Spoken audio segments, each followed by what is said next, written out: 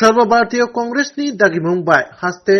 হাস্তেনি লেলবুং নাহারজাক সৈনিক সংগঠন দাঙ্গা খালাইনার বাগै কংগ্রেস ভবন তিনি নাংমানি ককসাব খালাইজাকা ককসাব চেঙ্গিরিকা হাস্তে প্রদেশ কংগ্রেসনি কাসকো আশিস কুমার সাহা বর্ষাকা হাস্তেও সালকলক রমৈ লেলবুং নাহারজাক সৈনিক সংগঠন সিরিং সিরিং তংমানি হাইনি বাগै সংগঠন তেবিসা ক্রা খালাই থাংসারি বাসার বাগै তিনি নাংমানি ককসাব খালাইজাকা লেলবুং নাহারজাক সৈনিক সংগঠননি আদংরংनो तैनाय बरकनो साइमानि बिसिंतैके कताल दिल्लीओ रहरजागनाय अबतेहायनो शाखा हास्ते प्रदेश कांग्रेसनि कासको आशीष कुमार साहा एआईसीसी निर्देश क्रमे আমাদের রাজ্যে যিনি ইনচার্জ গিরিশ চুরাঙ্করজি এবং আমাদের সেক্রেটারি ইনচার্জ ক্রিস্টোফার তিলকজি গত 16 তারিখে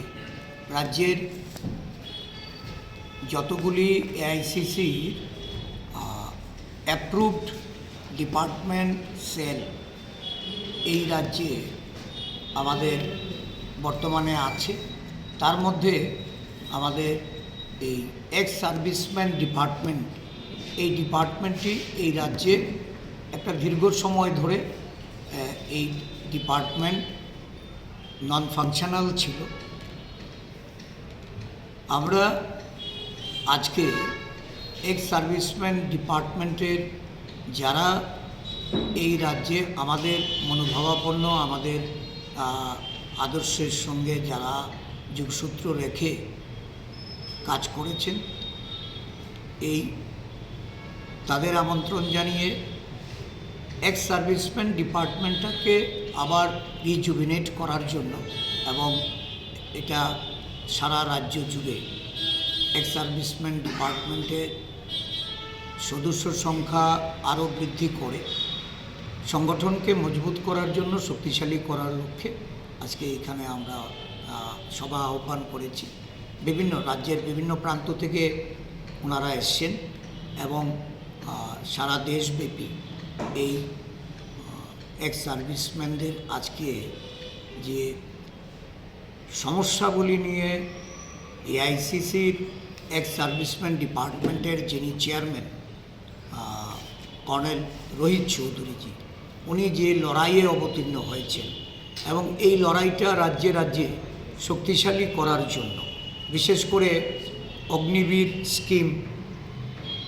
ওয়ান নেশন ওয়ান পেনশন এই সমস্ত বিষয়গুলি